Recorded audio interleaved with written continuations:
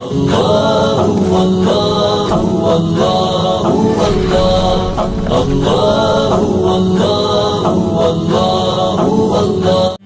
اللہ الرحمن الرحیم۔ قربانی کے مسائل سے متعلق آج ارادہ ہوا کہ ان مسائل سے متعلق ایک کلپ ریکارڈ کروا دیا جائے اور لوگوں کو قربانی کے بیسک مسائل بتائے جائیں۔ لوگ بہت زیادہ جو سوالات پوچھتے ہیں تو اس پہ میں نے کچھ اشارے لکھ لیے اپنے سامنے تاکہ جو سوال بہت زیادہ پوچھے جاتے ہیں میں ان کے بارے میں ریکارڈ کروا دوں۔ تو میں انشاءاللہ یہ جو قربانی ہے اس کے بالکل شروع سے لے کے آخر تک ترتیب سے کوشش کرتا ہوں کہ مسائل بیان کروں، اور جو مسائل بہت زیادہ پوچھے جاتے ہیں اللہ تعالیٰ سے دعا ہے کہ وہ سارے آ جائیں۔ تو پہلا سب سے بڑا مسئلہ یہ ہے کہ قربانی واجب کس پر ہے۔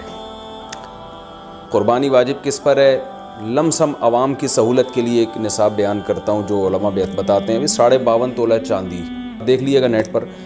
تو اتنی مالیت کا کسی کے پاس سونا ہو یا چاندی ہو یا تجارتی مال ہو، تجارتی مال کہتے ہیں وہ سامان جو بیچنے کے لیے آپ نے خریدا ہے، یا کیش رقم ہو، یا یہ کہ ضرورت سے زائد سامان، ضرورت سے زائد سامان کہتے ہیں وہ سامان جو پورے سال بھی استعمال نہ ہوتا ہو۔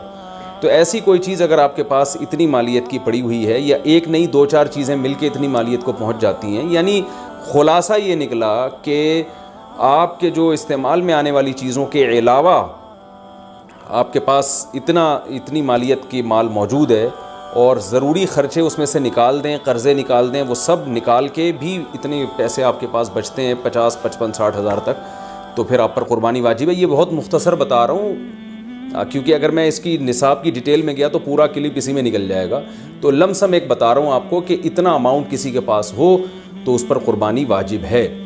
پھر بھی سمجھ میں نہ آئے تو اس بارے میں میرے دوسرے کلپ یوٹیوب پہ آپ کو مل جائیں گے، یا دوسرے علماء سے آپ تفصیل پوچھ لیں، وہ انشاءاللہ آپ کو ڈیٹیل بتا دیں گے، کیونکہ نصاب میں اگر میں زیادہ ڈیٹیل میں گیا تو بہت ہی لمبی بات ہو جائے گی پھر۔ تو اس پر قربانی واجب ہے۔ بڑا مسئلہ یہاں پر ایک یہ ساجد میں مجالس میں تو ہی